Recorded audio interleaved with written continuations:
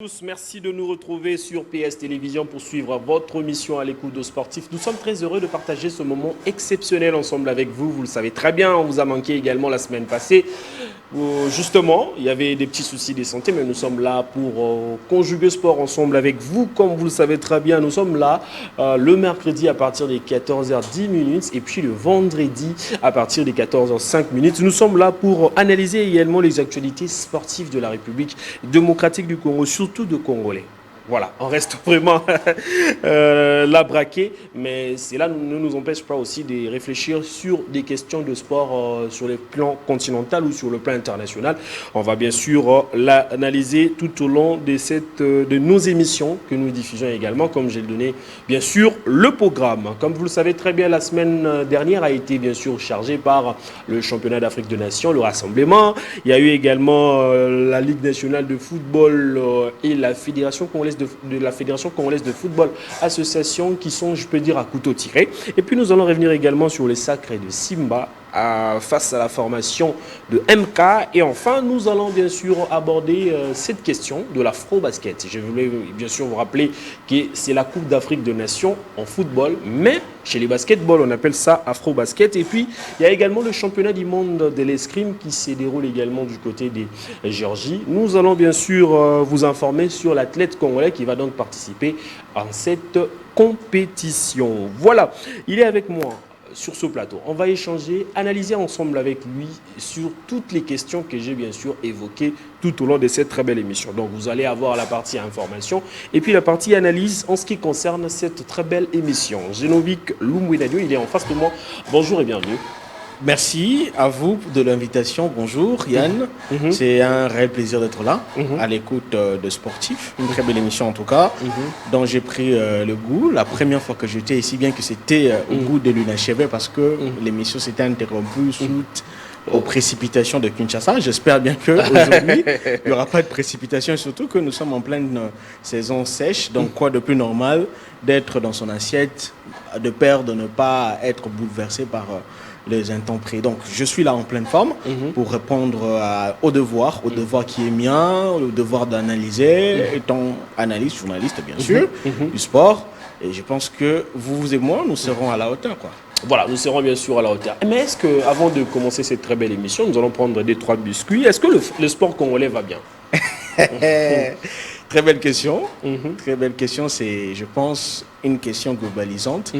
Et je pense que le sport congolais en ce moment ne va pas mieux, pour ne pas dire ne va pas bien, parce que si on va dans la thérapie, on va remarquer que c'est déjà un sport moribond, pour ne pas parler d'un sport déjà mort. Et maintenant, lesquels sports moribonds qui est en train de connaître en tout cas son achèvement avec les péripéties qui entourent la discipline sportive sur l'échelle nationale. Parce que quand on parle du sport congolais, d'abord, on voit l'échelle nationale.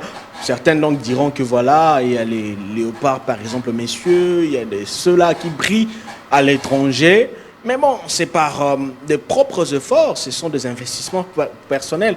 Mais les sports congolais riment avec le cadre purement national, là où il y a une structure bien établie et il y a une approche avec laquelle vous évoluez. Mais en RDC, ce n'est pas le cas. Si par exemple, on doit parler que du football, par exemple, parce que c'est les sports de masse et tout, le football, on vient de rencontrer une saison rocambolesque à la Ligue d'un foot. Un foot qui aujourd'hui n'a pas encore sacré un champion.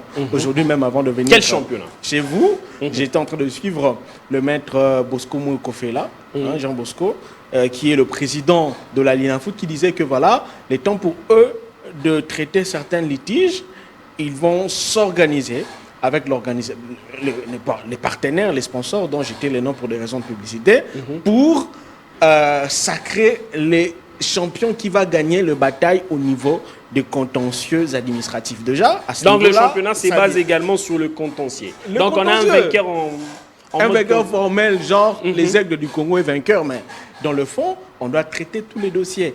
Et à part ça aussi, il y a cette problématique. Il y a les TAS qui s'est invité au jeu. Là, on va revenir sur ça. On va revenir sur ça. D'ailleurs, je vais dépasser ça. Mais il y a aussi des participations, par exemple, de nos équipes nationales dames qui revenaient de la CAN féminine, une participation catastrophique.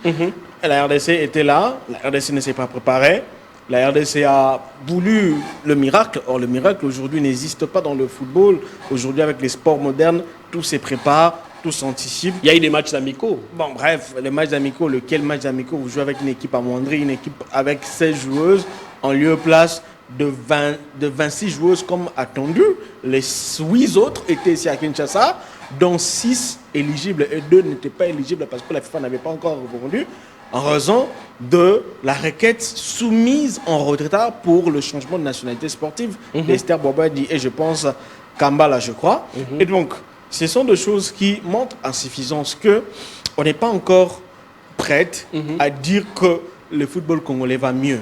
Donc, le football congolais moribond, comme je l'ai dit dans mon introduction. Et pour ne pas parler du sport, il y a aussi le basketball, par exemple.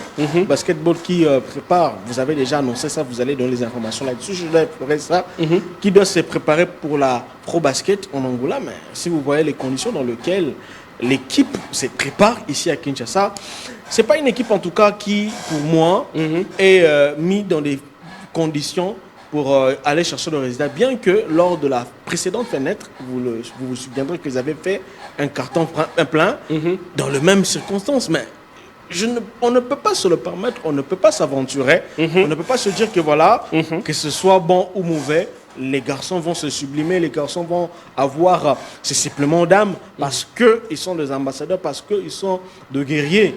Mais le travail qui devait être fait par ceux ayant les attributions de sport et de fédération, c'est d'anticiper dans la préparation, mettre un cadre pour que le résultat soit un fruit d'un travail bien encharné en amont. Et donc en ce moment-ci, je veux vraiment dire à ceux-là, pour ne pas les citer nommément, le ministre des Sports, on va dire que voilà, c'est de l'acharnement, on va dire que voilà, vous vous répétez, mais c'est de sa obédience, c'est de son obédience, c'est lui qui est censé mettre ce coup de pouce à l'oreille de ses collaborateurs, ses collègues, je dirais ministre de Finances, budget, pourquoi pas aller au Conseil de ministres, faire voter, par exemple, une subvention, certes ça existe, mais une subvention évaluée en termes de chiffres, pas exorbitants, mais des chiffres qui peuvent tant soit peu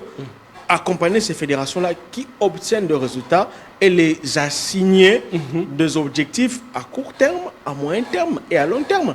Aujourd'hui, on a comme l'impression que le gouvernement congolais est devenu comme une caisse de résonance parce qu'on veut à tout prix se servir du gouvernement congolais par de billets de banque qui sortent de manière spontanée. Donc, on se présente avec une compétition, on doit aller à l'African, on finance cela et derrière ça, il y a tout ce qu'il y a comme surfacturation, il y a tout ce qu'il y a comme gonflement de chiffres.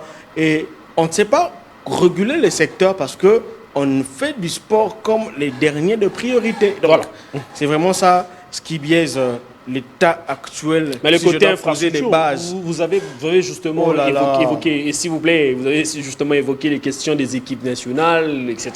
Mais il y a aussi une des piliers, vous le savez très bien, côté infrastructure, il y a la première ministre avait martelé justement sur ça dans son projet. Mais parlons des infrastructures. Est-ce qu'aujourd'hui la RDC peut-il être fier de se dire ou de se bomber des torses pour dire que non, nous avons les infrastructures qu'il faut pour des compétitions qu'on pouvait justement solliciter. Vous le savez très bien, il y a la Coupe d'Afrique qu'on sollicite pour 2028 ou 2029. Que la RDC puisse s'organiser. Ou dans d'autres disciplines, pour ne pas parler que du football. Il y a également le handball, il y a également le volleyball.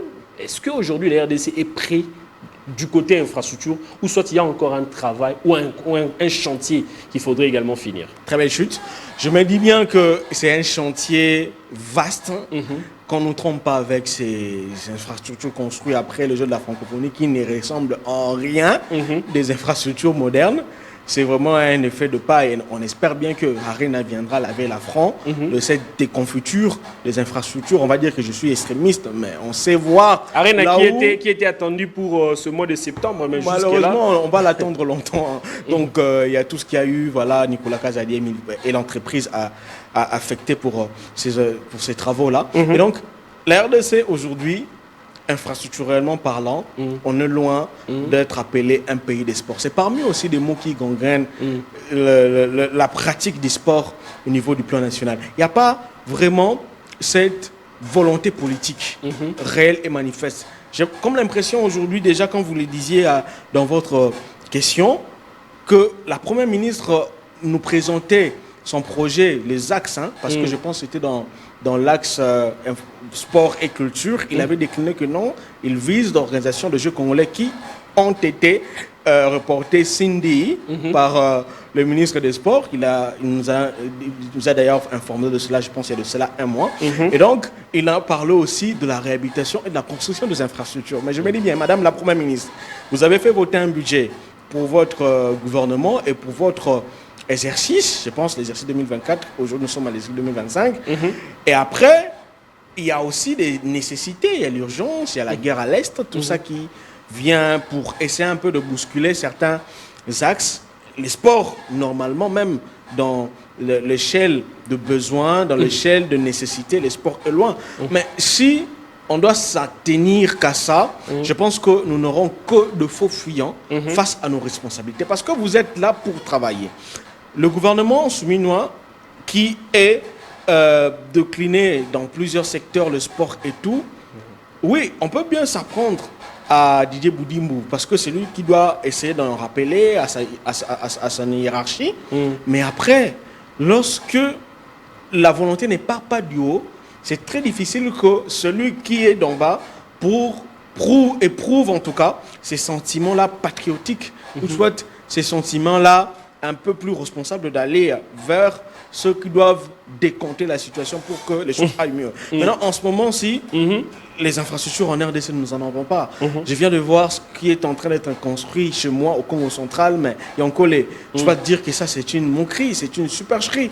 Il y a même une vidéo devenue virale aujourd'hui sur Internet où l'on nous montre la pose de la pelouse synthétique au niveau du stade Lumumba et il y a un monsieur, je pense, ça peut être un des chanteurs du ministre Grace Bulolo du Congo central, disons que le stade Lumumba est comparable au Camp Nou, est comparable au stade de Valence. Nous sommes au Congo central.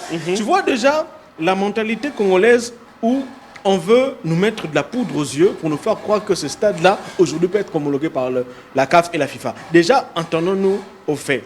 Déjà, quand vous voyez ce stade de Lumumba, très rapidement, avec la pose de chaises, déjà ça pose problème. Esthétiquement parlant, il y a de choses à arranger.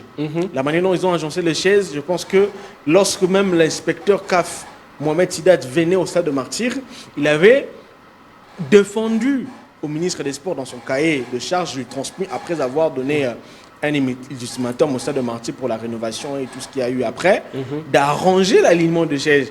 Donc déjà, de ce point de vue, le stade Lumumba a été caricaturé au modèle du stade de Martyr avec son architecture intérieure, c'est-à-dire la pose de chaises. Il y a aussi, j'ai vu les sièges qui ne sont pas numérotés. Déjà, pour que la CAF vienne homologuer un stade, le siège doit être numéroté parce que les billets devront être vendu en fonction de la numérotation des chaises. Voilà. Il y a aussi la toiture et tout ce qu'il y a. Et bien déjà, j'ai comme l'impression que la toiture ne sera pas posée parce que même lorsque le gouverneur y était lors de sa dernière visite, parce qu'il poussait ceux qui y travaillent de mettre un coup d'accélérateur pour inaugurer le stade.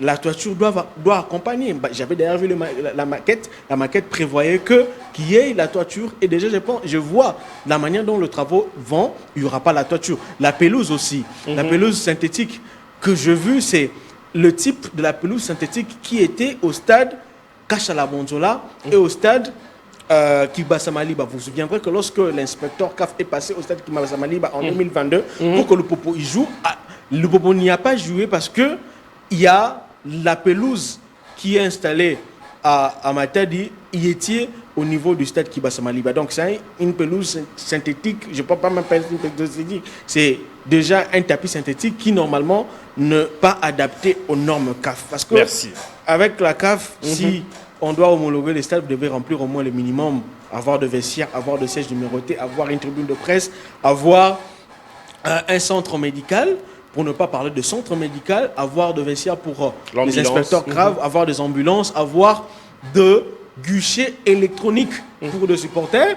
Ouais, si je dois aller vite, vous verrez qu'aujourd'hui, même les Burkina Faso, un pays qui est baigné dans le coup d'État à chaque instant, a homologué ou soit rénové son stade du 4 août de Ouagadougou après 2 ans de travaux.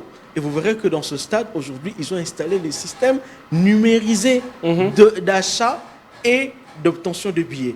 Il y a une tribune de presse VIP, il y a un salle de médias comme c'est recommandé au niveau de la CAF VIP, il y a des halls présidentiels VIP. Donc, c'est en tout cas le strict minimum pour que vous ayez des infrastructures dignes.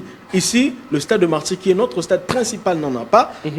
Parlons même du stade Tata Raphaël, qui est, je pense, architecturellement parlant, c'est rapproché au stade de Ouagadougou, parce que c'est l'ancienne architecture, mais qui malheureusement ne suit pas.